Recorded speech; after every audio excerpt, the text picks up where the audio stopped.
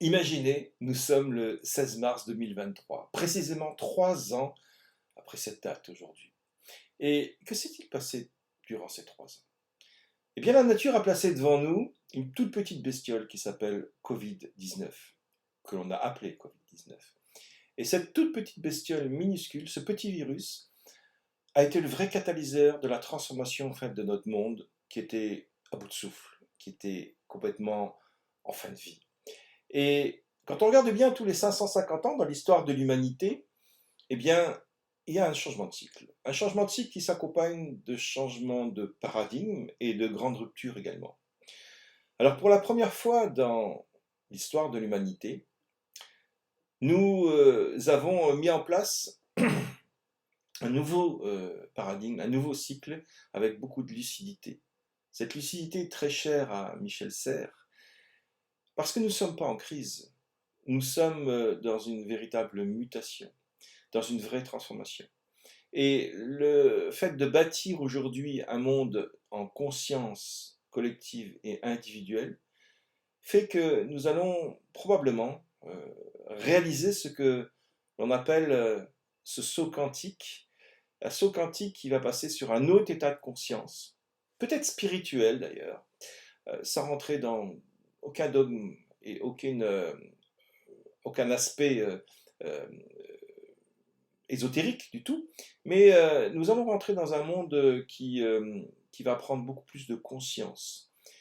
Et en fait, dans un monde qui s'accélère aujourd'hui, un monde qui se rapproche de par les moyens numériques et la connectivité disponible, eh bien, on s'aperçoit que la connaissance double tous les 7 ans. Et quand on a une connaissance qui double tous les 7 ans, eh bien, ça va très très vite. Notre bonheur aujourd'hui, dépend en fait de notre capacité à créer ce cadre clair et bienveillant et à créer en même temps du lien entre les intergénérationnels, entre les interdépendances que l'on peut avoir et un lien qui est plutôt social, qui est éthique, qui est authentique et qui est responsable. Alors durant les 3 ans, les hommes et femmes que nous sommes ont fait preuve de beaucoup de sagesse et beaucoup de courage pour réinventer ce monde où l'économie est désormais au service de l'homme et du vivant en général et non pas l'inverse. Tout comme disait Sénèque, ce n'est pas parce que les choses sont difficiles que nous n'osons pas, c'est parce que nous n'osons pas qu'elles sont difficiles. Je m'appelle Rémi Biver, j'accompagne les entreprises dans leur transformation vers un nouveau monde, VICA, vous savez, ce monde vulnérable, monde incertain, ce monde complexe et ce monde ambigu dans lequel nous nous trouvons encore aujourd'hui. Et ce que l'on a vécu ces derniers temps, avec justement ce confinement forcé qui nous a permis de réfléchir au sens de notre vie, en est tout à fait le témoin. Ce que je veux faire passer comme message, c'est un message d'espoir et un message avec une intention très positive.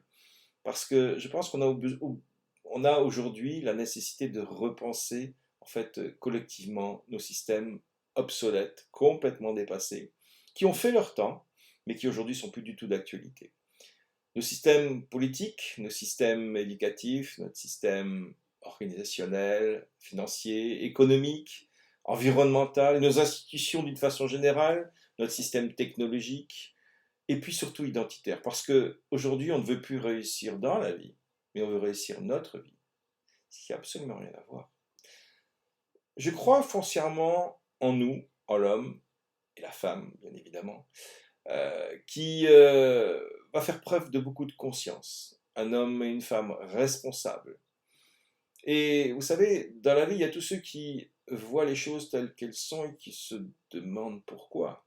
Et puis tous ceux qui imaginent les choses telles qu'elles pourraient être et se disent pourquoi pas. Dans la vie, il y a également tous les perdants qui cherchent des excuses pour justifier leurs actes ou leur inactivité. Et puis il y a tous ces gagnants qui, eux, trouvent des solutions.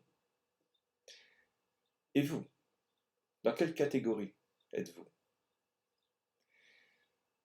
Moi, je veux, en fait, que nos enfants soient fiers de nous. Je veux que nos enfants puisse dire qu'on a été utile, qu'on a donné un sens à notre vie, qu'on a contribué activement à l'amélioration de la conscience, d'une façon générale, la conscience du monde, pour mener des vies harmonieuses sur cette belle planète qu'est la Terre. Donc, le message que j'ai à vous faire passer, ne cherchons pas à savoir comment il faut faire, cherchons plutôt à savoir pourquoi on va faire les choses. Portez-vous bien.